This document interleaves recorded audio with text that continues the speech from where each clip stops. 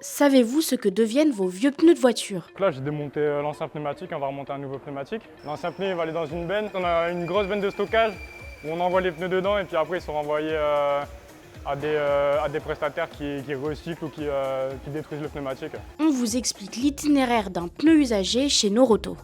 Tival, notre éco-organisme, collecte aujourd'hui sur le territoire 35 000 tonnes de pneumatiques, donc en très grande partie chez Noroto. On va parler de 4,5 millions de pneus collectés en France dans notre réseau Noroto. Le pneumatique qui a été collecté dans les réseaux avec les bennes va être déversé sur la trémie que l'on voit là derrière moi. Les pneus vont être mis en ligne de façon à rentrer dans la machine que l'on voit derrière moi. À l'intérieur de cette machine, il y a tout un ensemble de systèmes optiques qui vont permettre de lire ce qui est écrit sur le pneumatique. Parmi ces pneus, 10 à 15% vont devenir des pneus d'occasion. Le reste va soit être transformé en roulettes de poubelle par exemple, soit ces pneus vont être granulés pour être transformés en petites billes de caoutchouc qui vont faire des aires de jeu pour enfants ou qui vont faire des sous-sols de stade. Soit être reconditionnés en pneus Léonard.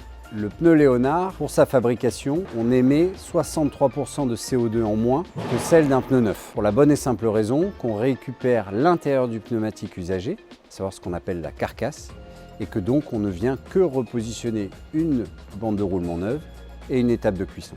Alors, le pneu reconditionné Léonard a exactement les mêmes caractéristiques techniques qu'un pneu neuf. Il passe par les mêmes processus d'homologation. Et en termes de usage, donc de performance à l'usage, on a exactement les mêmes performances en termes de freinage, de tenue de route, qu'un pneu neuf à prix équivalent. En plus de vos pneus, sur une voiture, pratiquement tout peut être recyclé. Alors ici, on est dans le local environnement. C'est là qu'on recycle tout ce qui passe dans l'atelier. On a nos huiles, on a nos filtres, on a notre ferraille, notre fonte et l'aluminium, on a nos catalyseurs et on a tout, également tous nos bidons.